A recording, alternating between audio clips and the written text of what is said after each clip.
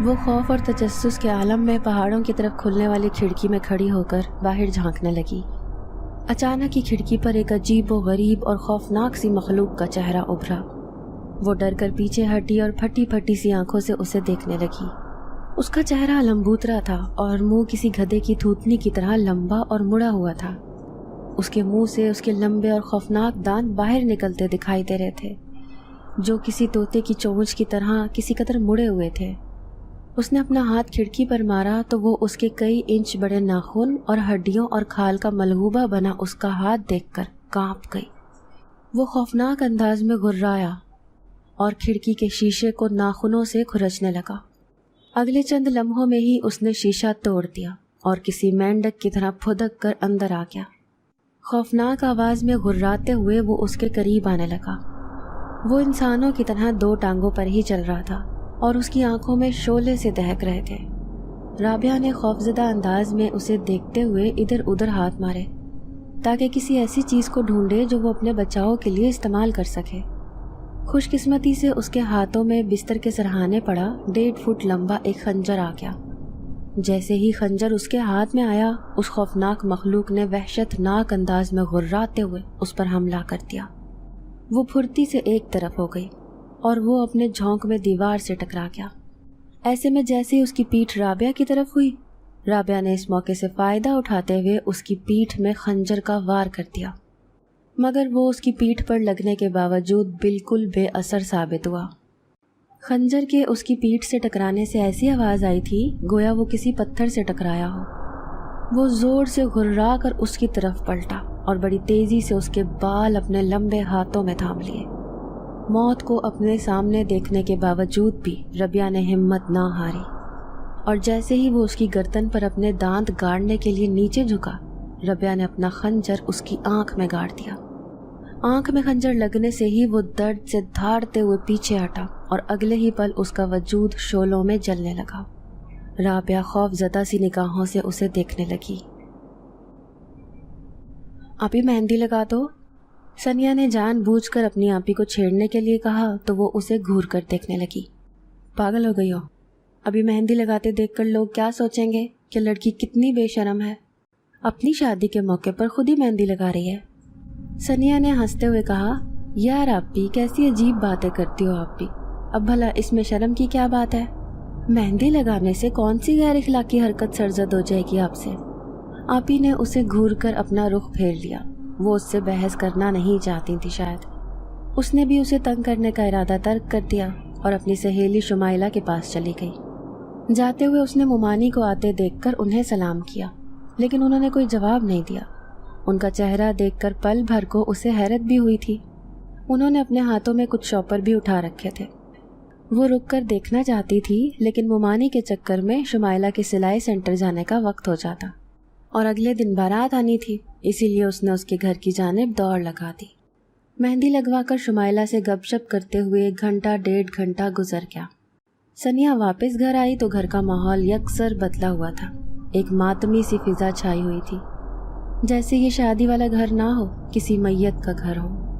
اس کی امی ایک طرف بیٹھی آنسو بہا رہی تھی، برآمدے میں بابا سر پکڑ کر بیٹھے ہوئے تھے۔ ان کے چہرے پر بھی شدید پریشانی اور دکھ و اندوہ کا تاثر تھا۔ اس کی مومانی جو شاپر لائن تھی وہ ایک طرف گرے ہوئے تھے۔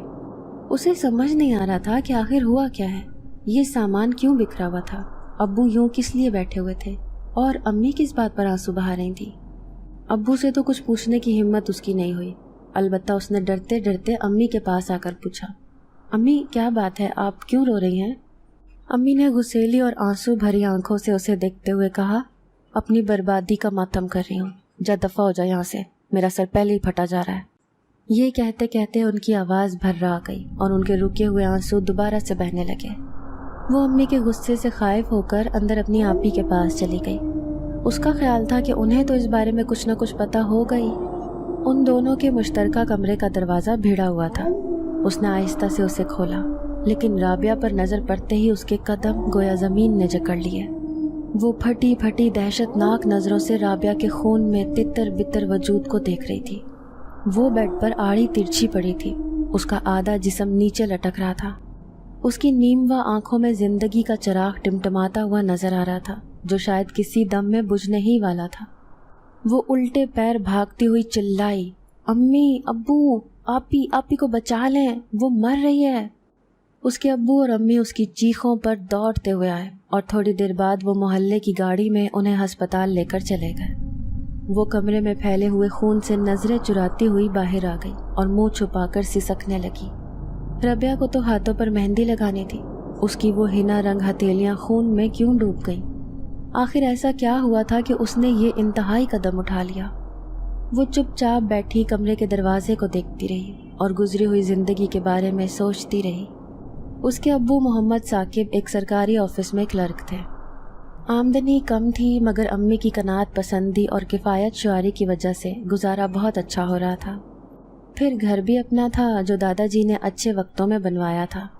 दादाजी की इस दूर अंदेशी ने उन्हें किराए के घरों में धक्के खाने से बचा लिया था। और फिर वो लोग घर में थे भी सिर्फ 4 अफराद, अब्बू, अम्मी और वो दोनों बहनें। अम्मी अब्बू की बहुत ख्वाहिश थी कि उनका कोई बेटा भी होता जो बुढ़ापे में उनका सहारा बनता, लेकिन कुदरत को ये मंजूर नहीं था। इसलिए सानिया की पैदाइश पर कुछ ऐसी पेचीदगी पैदा हुई कि नफीसा बेगम फिर माँ न बन सकी। साकिब अगर चाहते तो औलाद नरीना की खातिर दूसरी शादी भी कर सकते थे, लेकिन वो नफीसा से बहुत मोहब्बत करते थे। इसलिए ख़ानदान भर के दबाव के बावजूद भी उन्होंने दूसरी शादी करने से इनकार कर दिया। उनकी सारी तवज्जो और प्यार अपनी दोनों बेटियों के लिए ही था। उन्होंने अपनी कम आमदनी के बावजूद भी उनकी हर वो फरमाइश पूरी की जो वो कर सकते थे। नफीसा बेगम उनसे अक्सर खफा होकर कहती, इतना लाड प्यार अच्छी चीज़ नहीं, बेजा मोहब्बत देने से बच्चे बिगड़ जाते हैं। आपकी शहजादियाँ भी बिगड़ी तो दोबारा सुधरने में वक्त लगेगा। साकिब प्यार से कहते, अरे भाई बेगम, ये बच्चियाँ तो आंगन में बैठी चिड़ियाएँ हैं, एक दिन उड़कर आंगन सूना कर जाती हैं। आगे जिस घर में ये जाएंगी कौन जाने वहाँ इनके लिए क्या लिखा हो। इसलिए जितनी खुशियाँ अभी महसूस करना चाहती हैं इन्हें कर लेने दो। अगले घर में कौन सा मैं और तुम बैठे होंगे जो उनके नखरे उठाएंगे। बस मेरी बेटियों को आज के बाद किसी चीज़ से रोकना टोकना मत, जो करती हैं करने दो। और उनकी इस बात से नफीसा बेगम बेबस हो जाती थी, लेकिन अपने शौहर की गैर मौजूदगी में फिर से दोनों बेटियों को अगले घर के डरावे दे देकर सुधारने की नाकाम कोशिश करती, जिन पर बाद में साकिब का प्यार पानी फेर देता। जिंदगी यूं ही किसी सुहाने सपने की तरह गुजरती जा रही थी। उन दोनों बहनों ने बचपन से जवानी की दहलीज पर कदम रखा तो खुदा ने इतना हुस्न दिया कि देखने वालों की आंखें खैरा हो गई। अगरचे वो एक मामूली से क्लर्क की बेटियां थीं, मगर देखने वाले उन्हें शहजादियां समझते थे। सनिया राबिया से सिर्फ 2 साल छोटी थी, लेकिन वो दोनों जब एक साथ खड़ी होती तो उम्रों का ये फ़र्क कोई ख़ास नज़र ना आता था। एक दूसरे की हम उम्र ही लगा करती थीं। जवानी ने हुस्न की सौगात बख्शी तो रिश्तों के ढेर लग गए। ख़ानदान भर के लड़के अपनी अपनी माओं को भेज रहे थे। वो दोनों जितनी हसीन थी उतनी ही सुग्गड़ और सलीकामंद भी थी। घरदारी और घर का इंतज़ाम संभालना भी नफीसा ने सिखा दिया था और ये बात ख़ानदान भर जानता था। वो कहीं बाहर जाया करती थी तो मुकम्मल पर्दा करती थी, इसलिए रिश्ता लाने वालियों को कोई एतराज़ ना होता था। लेकिन जब बात जहेज़ की आती तो साकिब और नफीसा को सांप सूंघ जाता। सरकारी मुलाजिम होने के बावजूद साकिब ने अपनी सारी सर्विस में 1 रुपया भी हराम का नहीं लिया था। अफसरों और साथी वर्करों की साजिशों का शिकार होने के बायस हमेशा उनके लिए परेशानियां खड़ी होती रहती थीं, लेकिन इस सब के बावजूद भी उन्होंने अपने हाथ से ईमानदारी का दामन नहीं छुटने दिया था। इसलिए उनके पास जहेज की वो लंबी लिस्ट जो लड़के वाले थमाते थे, पूरी करने के लिए लाखों रुपए मौजूद ना थे। अगरचे नफीसा बेगम ने बेटियों की पैदाइश के बाद से ही उन दोनों के जहेज का संदूक भरना शुरू कर दिया था, लेकिन वो जहेज में गाड़ी, एसी, फ्रिज और घर के लिए प्लॉट नहीं दे सकती थी। और यहीं पर आकर लड़के वालों की सारी खुशमिजाजी गधे के सर से सींग की तरह गायब हो जाती थी और रिश्ता तय होने से पहले ही टूट जाता था। यूं न जाने कितनी बार बात बनते बनते बिगड़ गई और उनके माँ बाप की पेशानियों पर तफक्कुर का जाल फैलता और बढ़ता गया। इस दौरान राबिया ने सिलाई सेंटर ज्वाइन कर लिया था। वो कोई भी चीज़ सीखने के मामले में बहुत तेज थी। जल्द ही उसने कोर्स मुकम्मल कर लिया और फिर सेंटर से ही कपड़े लेकर कपड़ों की सिलाई में अपनी अम्मी का हाथ बटाने लगी।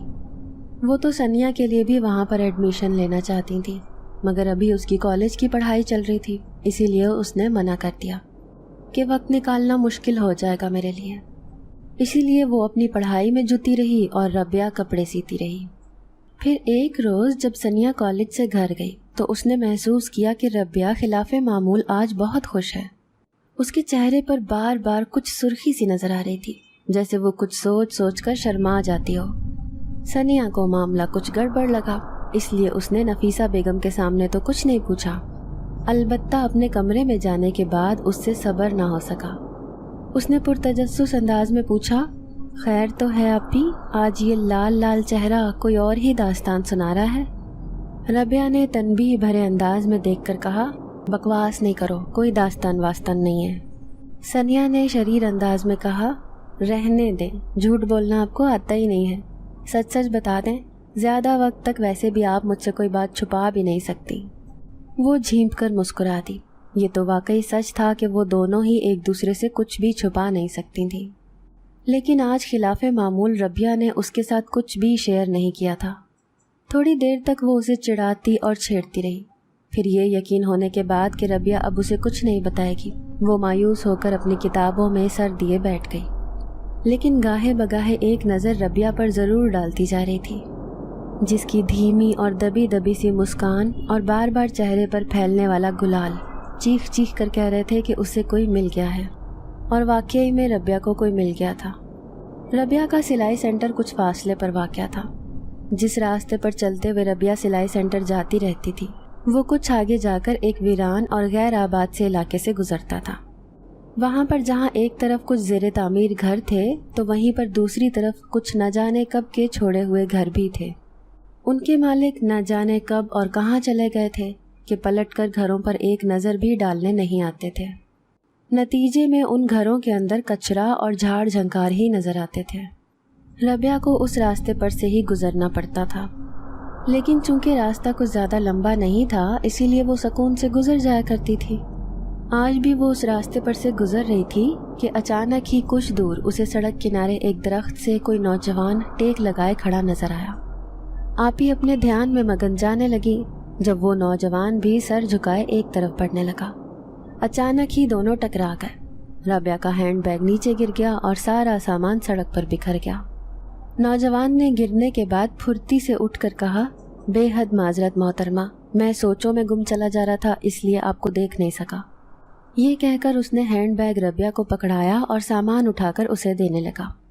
रबिया ने भी शर्मिंदा से लहजे में कहा, मैं भी न जाने क्या सोचते हुए सड़क पार कर रही थी, गलती मेरी भी है, इसलिए माफ़ी चाहती हूँ कि मेरी वजह से आपको जहमत उठानी पड़ी।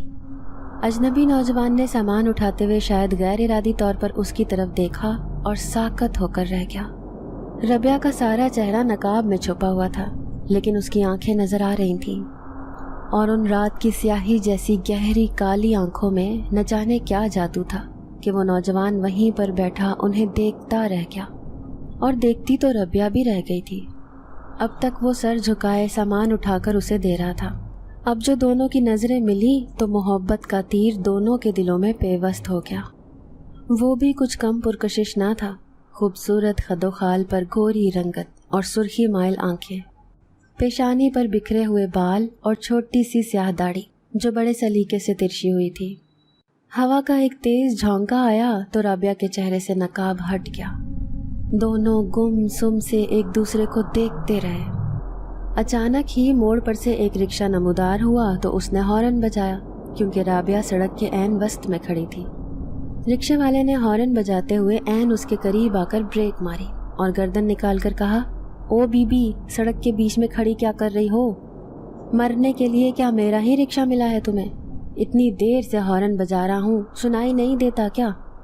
रबिया को रिक्शे वाले की बदतमीजी पर गुस्सा तो बेहद आया, लेकिन जब्त करते हुए वो बोली, माफ़ी चाहती हूँ भाई, सामान गिर गया था बैग से, वही उठा रही थी। ये कहते हुए उसने सामने देखा तो चौंक गई। नीचे गिरने वाली सारी चीज़ें सिमटी हुई बैग में पड़ी थी और वो नौजवान कहीं भी नजर न आ रहा था। रबिया ने सोचा, हो सकता है रिक्शे वाले से बात करते वक्त उसका ध्यान इधर उधर हुआ हो और वो जल्दी में चला गया हो। اس کا دل اداس سا ہو گیا۔ اس کے دل میں یہ خواہش مچل رہی تھی کہ کاش وہ اسے ایک بار پھر دیکھ لے، مگر وہ کہیں بھی نظر نہ آیا تو وہ بیگ پکڑ کر آگے جانے لگی۔ رکشے والے نے جب آس پاس دیکھ کر یقین کر لیا کہ وہ اکیلی ہے تو اس کی اوباش فطرت نے اسے چھیڑ خانی پر مجبور کیا۔ اس نے آواز لگا کر کہا، او بی بی، بات سنو۔ ربیہ نے مڑ کر دیکھا۔ وہ رکشے والا اپنے پیلے دانت نکال کر بولا، بی بی پیدل چل چل کر تھک گئی ہوگی، چلو رکشے میں بیٹھ جاؤ، میں چھوڑاتا ہوں تمہیں جہاں بھی جانا ہو۔ ربیہ نے رکشے والے کی آنکھوں سے جھانکتی کمینگی دیکھ لی تھی۔ اس نے خطرہ محسوس کرتے ہوئے کچھ پیچھے ہٹ کر کہا، نہیں شکریہ، مجھے قریب ہی جانا ہے، میں چلی جاؤں گی۔ رکشے والے نے معنی خیز انداز میں آگے بڑھتے ہوئے کہا، کیا بی بی اپنے خوبصورت پیروں کو کیوں تھکانا چاہتی ہو؟ میرا رکشہ ہے نا، جہاں کہو گی چھوڑ آؤں گا، تم آؤ تو صحیح۔ رابعہ ڈر کر پیچھے ہٹی، لیکن پیر مڑ گیا اور وہ گرنے لگی۔ اس سے پہلے کہ وہ سخت روڈ پر گرتی، اچانک ہی اسے ایسے لگا جیسے کسی کی نرم باہوں نے اسے تھام کر گرنے سے بچا لیا ہے۔ وہ ایک دم سیدھی کھڑی ہو گئی اور متلاشی نظروں سے ادھر ادھر دیکھنے لگی۔ رکشے والے نے اس پر جھپٹ کر اسے پکڑنا چاہا، لیکن اس بیچارے کی حسرت دل کی دل میں ہی رہ گئی، کیونکہ اچانک ہی اس کے پیر سختی سے سڑک سے چمٹ گئے تھے۔ وہ جتنا زور لگا سکتا تھا لگا رہا تھا، مگر مجال ہے جو وہ 1 انچ بھی ادھر سے ادھر ہل پایا ہو۔ ایسا لگتا تھا جیسے سڑک پتھر کے بجائے لوہے کی بنی ہوئی ہے اور اس کے پیر گوشت پوشت کے نہیں بلکہ مقناطیس سے بنے ہوئے ہوں جو لوہے سے چپک جاتا ہے۔ چند بار زور لگانے کے بعد اس نے بے بسی سے ادھر ادھر دیکھا اور رابعہ کو دیکھ کر کچھ بولنے کی کوشش کی، مگر اس میں بھی اسے ناکامی کا سامنا کرنا پڑا کیونکہ اس کی آواز بھی کھو گئی تھی۔ رابعہ جلدی سے مڑی اور تیز تیز چلتی ہوئی سینٹر کی طرف جانے لگی۔ وہ یہ تو نہیں جان پائی تھی کہ رکشے والے کو کیا ہوا ہے، مگر یہ ضرور سمجھ آ گیا تھا کہ غیب سے اس کی مدد کی گئی ہے، اور وہ موقع غنیمت جانتے ہوئے فوراً ہی وہاں سے دور چلی گئی۔ ادھر رکشے والا ابھی تک اس بلائے ناگہانی میں مبتلا تھا۔ ربیہ جب موڑ موڑ کر نظروں سے اوجھل ہو گئی تو اسے گردن سے پکڑ کر کسی نے رکشے میں پھینک دیا اور اس پر گھونسوں اور تھپڑوں کی بارش کر دی۔ اور حیرت انگیز بات تو یہ تھی کہ اسے مارنے پیٹنے والا کوئی نظر بھی نہیں آ رہا تھا۔ وہ نہ چلا سکتا تھا نہ بول سکتا تھا، اس لیے چپ چاپ پٹتا رہا، اور جب اس کے اندر مزید پٹنے کی سکت نہ رہی تو کسی نے گھراتے ہوئے کہا، آئندہ ہر لڑکی سے دور ہی رہنا ورنہ دوبارہ پیٹنے آ جاؤں گا۔ رکشے والے نے اپنے اڑے ہوئے حواسوں پر قابو پا لیا تو جان بچی سو لاکھوں پائے کا ورد کرتا ہوا رکشہ اسٹارٹ کر کے وہاں سے بھاگ گیا۔ ربیہ کو اس سارے قصے کی خبر ہی نہیں ہو سکی۔ وہ آج کام میں بھی بھرپور توجہ نہیں دے پا رہی تھی، اس کی وجہ سے اس سے سلائی بار بار غلط ہو رہی تھی۔ اس کی آنکھوں کے پردے پر بار بار ایک ہی شبیہ ابھر رہی تھی، اور یہ شبیہ کسی اور کی نہیں، صبح ملنے والے اس اجنبی نوجوان کی تھی جو ایک دم سے جانے کہاں غائب ہو گیا تھا۔ پتہ نہیں کیا کشش تھی اس میں کہ دل بار بار اسی کی طرف کھینچا جا رہا تھا۔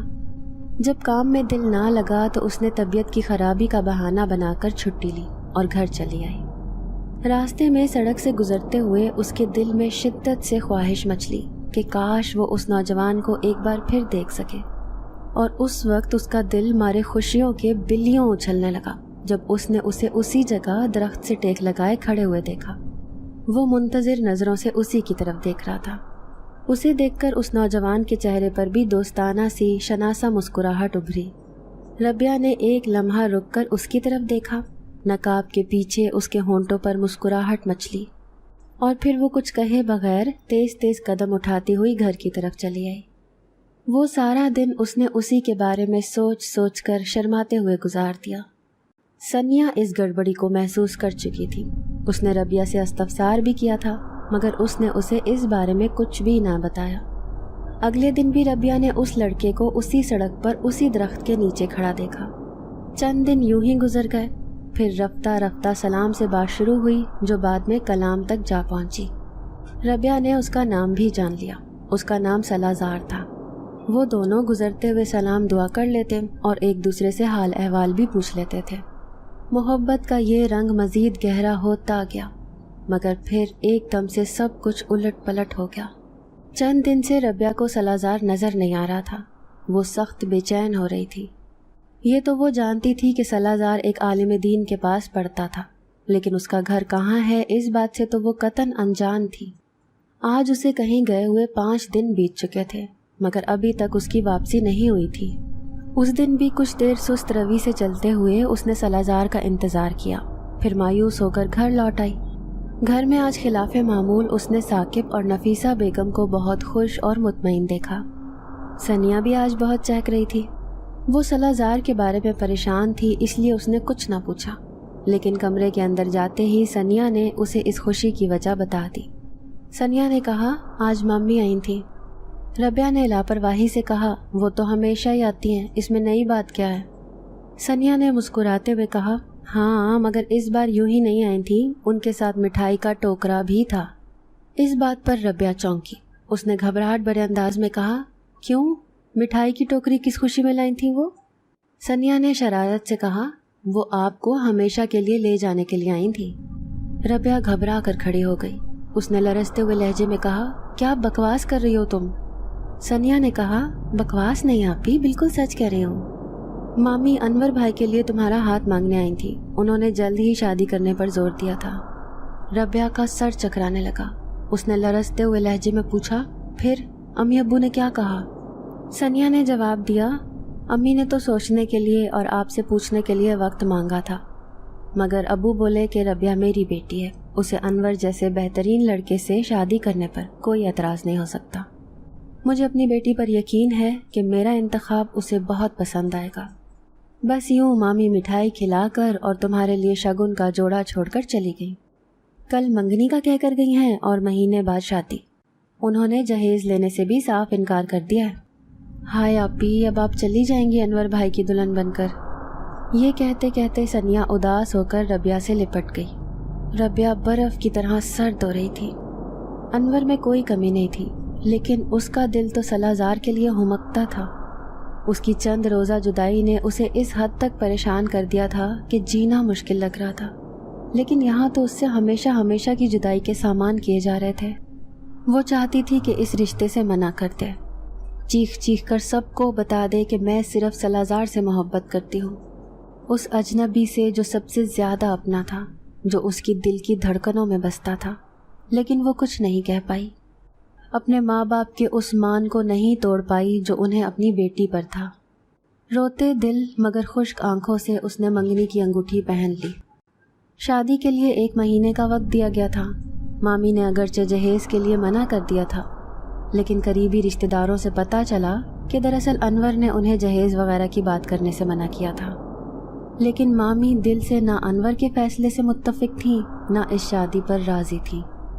وہ انور کی شادی اپنی بھتیجی سے کروانا چاہتی تھیں، مگر ان کی بھابھی نہیں مانی، اس لیے مجبوراً وہ انور کی خواہش پر ربیہ کا ہاتھ مانگنے چلی آئیں۔ لیکن اب منگنی ہو چکی تھی اور شادی کی تیاریاں بھی دونوں طرف بڑے زور و شور سے ہو رہی تھیں۔ آخری چند دن ربیہ بڑی بے چینی سے سلازار کے انتظار میں کئی بار اس سڑک پر سے گزری تھی، مگر وہ نظر نہیں آیا۔ مایوس ہو کر وہ تقدیر کے فیصلے پر سر جھکا کر بیٹھ گئی اور انور کو اپنے شوہر کی حیثیت سے دیکھنے کی کوشش کرنے لگی۔ مگر بارات والے دن سے 1 دن پہلے ہی اچانک مامی نے دھماکہ کر دیا۔ انہوں نے ربیہ پر لڑکوں سے دوستی کے الزامات لگا کر منگنی کا سامان ربیہ کے سامنے پھینکا تھا اور اس کے ہاتھ سے منگنی کی انگوٹھی اتار کر چلی گئی۔ ربیہ جیسی حساس دل لڑکی اپنی یہ توہین برداشت نہ کر سکی، جس کے نتیجے میں آج وہ ہسپتال میں پڑی تھی۔ ربیہ کو جب ہوش آیا تو اس نے خود کو ہسپتال کے سفید بستر پر پڑا پایا۔ اس کے امی ابو اس سے بہت پیار اور احتیاط سے پیش آئے، پھر ابو تو باہر چلے گئے اور امی اس کے پاس بیٹھ گئی۔ نیند کی دوا کے زیر اثر ربیہ کچھ دیر تک گہری نیند سو گئی، پھر کسی نامعلوم احساس کے تحت اس کی آنکھ کھل گئی۔ اس نے گردن گھما کر ادھر ادھر دیکھا اور پھر اس کی نظریں اپنی دائیں طرف جم کر رہ گئی، کیونکہ وہاں پر سلازار بیٹھا تھا۔ ربیہ کو آنکھیں کھولتے دیکھ کر وہ اٹھا تھا۔ تیزی سے اس کے قریب آ کر اس کا چہرہ اپنے ہاتھوں میں تھامتے ہوئے کہا، کیا میری جان اتنی ارزاں ہے جو تم اسے یوں گنوانے چلی تھی؟ ربیہ کی آنکھیں بھر آئیں۔ اس نے کہا، تم جھوٹے ہو، میں نے کتنا انتظار کیا تمہارا، لیکن تم کہیں نظر نہیں آئے۔ سلازار نے کہا، मेरी मजबूरी थी रबिया, मुझे अचानक ही यहाँ से जाना पड़ा था, लेकिन अब मैं आ गया हूँ तुम्हारे पास। रबिया सिसकते हुए उसे सब कुछ बताने लगी।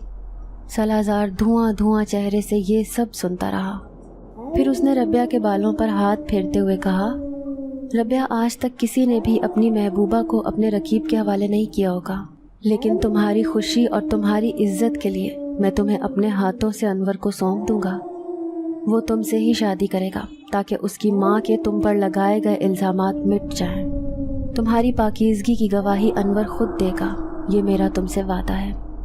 इससे पहले कि रबिया कुछ कहती, वो तेज़ी से दरवाजे की तरफ मुड़ा और बाहर निकल गया। वो दरवाजे की तरफ देखती रही, फिर नफीसा बेगम की आवाज़ पर चौंकी। वो कह रही थी, रबिया, किससे बातें कर रही थी तुम? रबिया ने चौंक कर उन्हें देखा, फिर पूछा, आप यहाँ कब आई? उन्होंने ताज्जुब से कहा, मैं तो तेरे होश में आने के बाद से अब तक यहीं पर बैठी रही हूँ, तुम ही ना जाने क्या बड़बड़ा रही थी।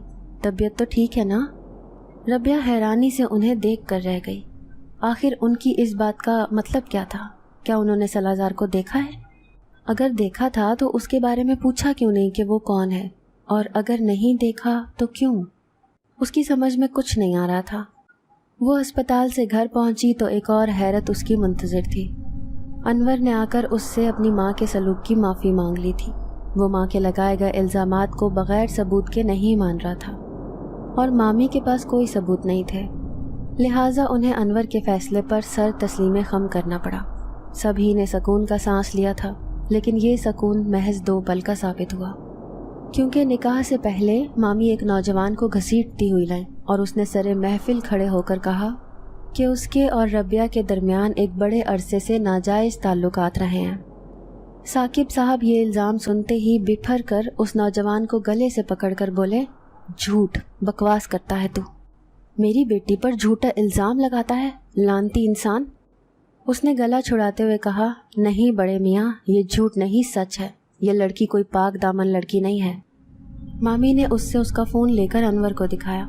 उसने उसमें न जाने क्या देखा था कि गैज़ो गज़ब से उसके जबड़े भींच गए। उसने सर पर बंधा हुआ सहरा नोच फेंका और उठ खड़ा हुआ। नफीसा बेगम और साकिब ने उसको रोकने की कोशिश की, मगर वो मुंह फेर कर अपनी माँ को बाजू से पकड़कर चला गया। उसके जाते ही लोग भी तौबा तौबा करते अपने घरों को चल दिए, मगर जाने से पहले बहुत सी तंजिया निगाहें और लान तान करती ज़ुबानें रबिया के वजूद को छलनी कर गई थीं। उसकी आंखों से बेबसी के आंसू टपक रहे थे। उसकी समझ में कुछ नहीं आ रहा था कि मामी ने ऐसा क्यों किया। उसने उनका क्या बिगाड़ा था जो वो उसे यूं सैकड़ों लोगों के सामने जलील और रुस्वा करके चली गई थी। साकिब साहब नफीसा बेगम से कह रहे थे, क्या बुरा किया था हमने इन लोगों के साथ? क्यों किया इन्होंने ये सब कुछ? अब मेरी बेटी से कौन शादी करेगा? मैं करूँगा आपकी बेटी के साथ शादी। इस आवाज़ पर उन्होंने चौंक कर देखा। वहाँ सलाज़ार को खड़ा देखकर रबिया के चेहरे पर बेयकीनी फैल गई। सभी मेहमान जो अभी मौजूद थे वो उसकी तरफ हैरानी से देख रहे थे। एक शख्स ने कहा, लड़के, तू इस बदचलन लड़की से शादी करेगा जिसका मंगेतर इस पर थूक कर चला गया। सलाज़ार ने कहर भरी नज़रों से उसे देखकर कहा, ज़बान को लगाम दे जाहिल इंसान, तू क्या जाने किसका चाल चलन कैसा है। फिर उसने साकिब साहब के पास आकर नरमी से कहा, चचा जान, जो हो चुका है मैं उसे बदल तो नहीं सकता, लेकिन मैं आपसे आपकी बेटी का हाथ मांगने ज़रूर आया हूँ।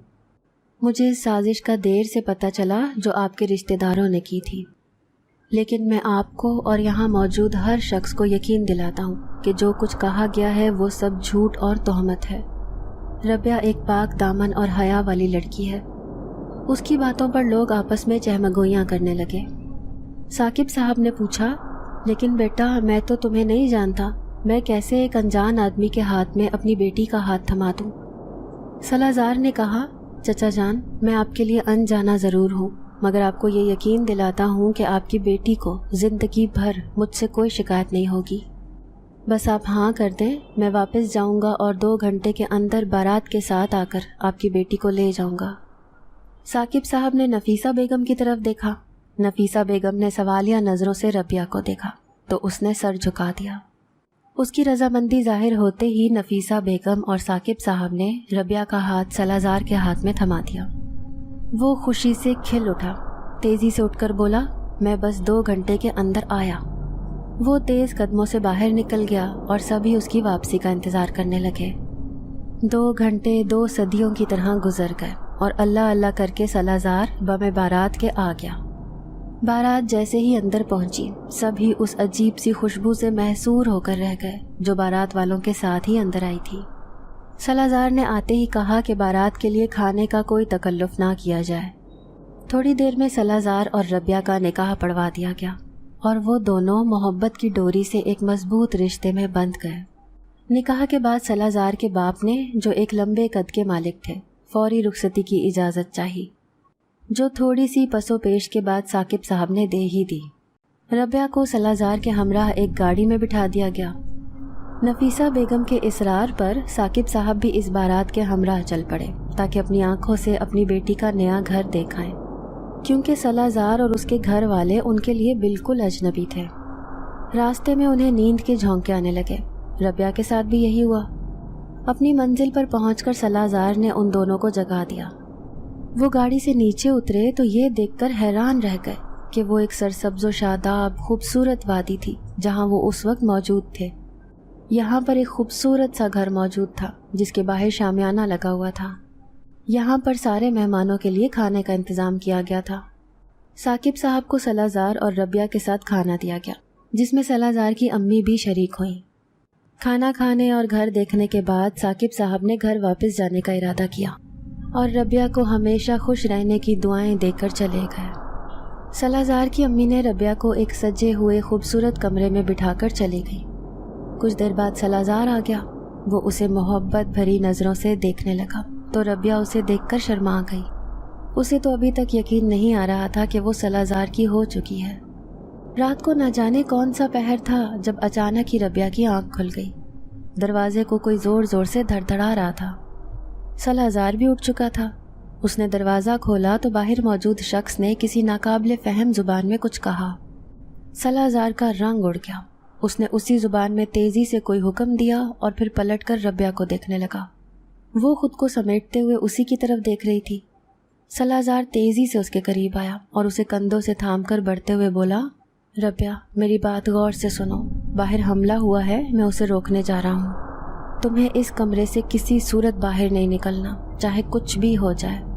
अल्लाह ने चाहा तो मैं जल्दी लौट आऊँगा, लेकिन मेरी बात याद रखना, इस कमरे से बाहर झांकना भी मत, समझ गई? रबिया ने इस बात में सर हिलाते हुए कहा, अल्लाह आपका हामी व नासिर हो। सलाज़ार आमीन कहकर इतनी तेज़ी से बाहर निकला कि रबिया भी दंग रह गई। सलाज़ार बाहर निकला और शीशे की खिड़की से रबिया ने देखा कि वो किसी बगोले की तरह सब कुछ उड़ाता और खुद उड़ता हुआ घर से वहाँ चला गया जहाँ पर पहाड़ियाँ थीं। रबिया देखती की देखती रह गई। उसकी समझ में नहीं आ रहा था कि सलाज़ार उड़ कैसे सकता है। कोई इंसान तो उड़ने से रहा। फिर एक सोच ने उस पर कपकपी तारी कर दी। हो सकता है सलाज़ार इंसान ही ना हो, वो कोई और मखलूक हो। इस ख्याल से उस पर दहशत तारी हो गई कि वो किसी गैर इंसानी मखलूक के एक फ़र्द से शादी कर बैठी है। वो खौफ और तजस्सुस के आलम में पहाड़ों की तरफ खुलने वाली खिड़की में खड़ी होकर बाहर झांकने लगी। अचानक ही खिड़की पर एक अजीब व गरीब और खौफनाक सी मखलूक का चेहरा उभरा। वो डरकर पीछे हटी और फटी फटी सी आंखों से उसे देखने लगी। उसका चेहरा लंबूतरा था और मुंह किसी गधे की थूथनी की तरह लंबा और मुड़ा हुआ था। उसके मुंह से उसके लंबे और खौफनाक दांत बाहर निकलते दिखाई दे रहे थे, जो किसी तोते की चोंच की तरह किसी कदर मुड़े हुए थे। उसने अपना हाथ खिड़की पर मारा तो वो उसके कई इंच बड़े नाखून और हड्डियों और खाल का मलहूबा बना उसका हाथ देखकर कांप गई। वो खौफनाक अंदाज में गुर्राया और खिड़की के शीशे को नाखूनों से खुरचने लगा। अगले चंद लम्हों में ही उसने शीशा तोड़ दिया और किसी मेंढक की तरह फुदक कर अंदर आ गया। खौफनाक आवाज़ में गुर्राते हुए वो उसके करीब आने लगा। वो इंसानों की तरह 2 टांगों पर ही चल रहा था और उसकी आंखों में शोले से दहक रहे थे। राबिया ने खौफजदा अंदाज में उसे देखते हुए इधर उधर हाथ मारे ताकि किसी ऐसी चीज़ को ढूंढे जो वो अपने बचाव के लिए इस्तेमाल कर सके। खुशकिस्मती से उसके हाथों में बिस्तर के सरहाने पड़ा 1.5 फुट लंबा एक खंजर आ गया। जैसे ही खंजर उसके हाथ में आया, उस खौफनाक मखलूक ने वहशतनाक अंदाज में गुर्राते हुए उस पर हमला कर दिया। वो फुर्ती से एक तरफ हो गई और वो अपने झोंक में दीवार से टकरा गया। ऐसे में जैसे ही उसकी पीठ राबिया की तरफ हुई, राबिया ने इस मौके से फ़ायदा उठाते हुए उसकी पीठ में खंजर का वार कर दिया, मगर वो उसकी पीठ पर लगने के बावजूद बिल्कुल बेअसर साबित हुआ। खंजर के उसकी पीठ से टकराने से ऐसी आवाज़ आई थी गोया वो किसी पत्थर से टकराया हो। वो ज़ोर से घुर्रा कर उसकी तरफ पलटा और बड़ी तेज़ी से उसके बाल अपने लंबे हाथों में थाम लिए। मौत को सामने देखने के बावजूद भी रबिया ने हिम्मत न हारी और जैसे ही वो उसकी गर्दन पर अपने दांत गाड़ने के लिए नीचे झुका, रबिया ने अपना खंजर उसकी आंख में गाड़ दिया। आंख में खंजर लगते ही वो दर्द से धाड़ते हुए पीछे हटा और अगले ही पल उसका वजूद शोलों में जलने लगा। रबिया खौफजदा निगाहों से उसे देखने लगी। देखते ही देखते वो खौफनाक मखलूक राख में बदल गई। रबिया ने खंजर मजबूती से पकड़कर बाहर की तरफ कदम बढ़ा दिए। सलाज़ार ने उसे कमरे से बाहर निकलने से मना किया था, लेकिन अब वो यहाँ नहीं ठहरी रह सकती थी।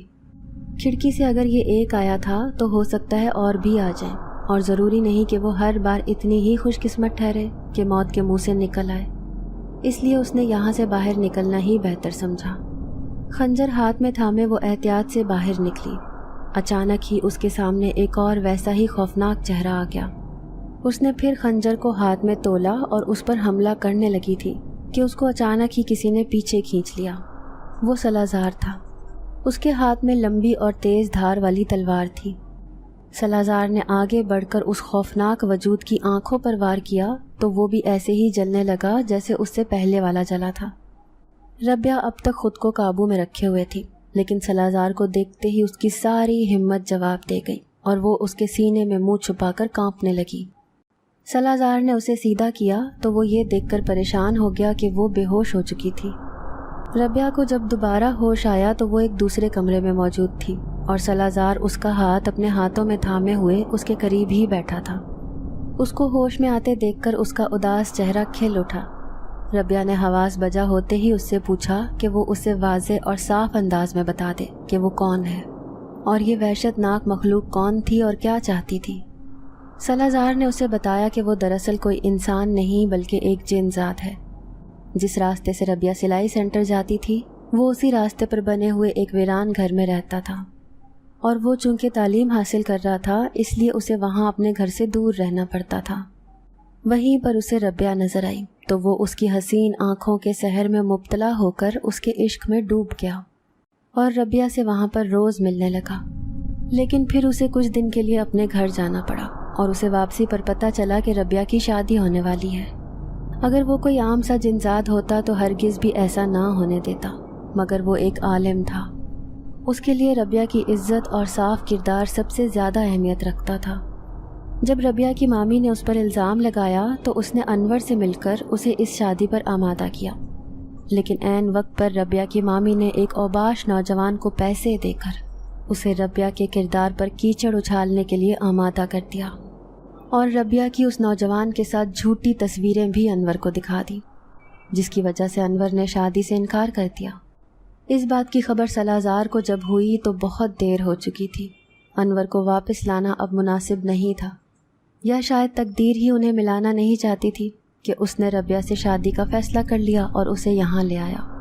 सलाज़ार ने उस खौफनाक मखलूक के बारे में ये बताया कि वो उनके दुश्मन थे और उन्हें इस वादी से निकालना चाहते थे। उनसे वैसे लड़ना मुमकिन नहीं था, लेकिन अगर उनकी आंखों पर वार किया जाता तो वो मर जाते थे। सलाज़ार ने अपने साथियों के साथ मिलकर उनका हमला नाकाम बना दिया था और वो या तो मारे गए थे या भाग गए थे। रबिया सब कुछ जानने के बाद भी सलाज़ार से मोहब्बत करती रही। उसने अपने घर वालों को भी ये नहीं बताया था कि वो जिन्नज़ात है। रबिया और सलाज़ार एक दूसरे के साथ बहुत खुश रहने लगे थे। वो अब अपने बेटे के साथ रहते हैं और रबिया उसे भी सलाज़ार की तरह आलिम बनाना चाहती थी, ताकि वो उसे भी एक अच्छा जिन्नज़ात बना सके जो दूसरों के काम आए और अपनी और दूसरों की हिफाजत करे।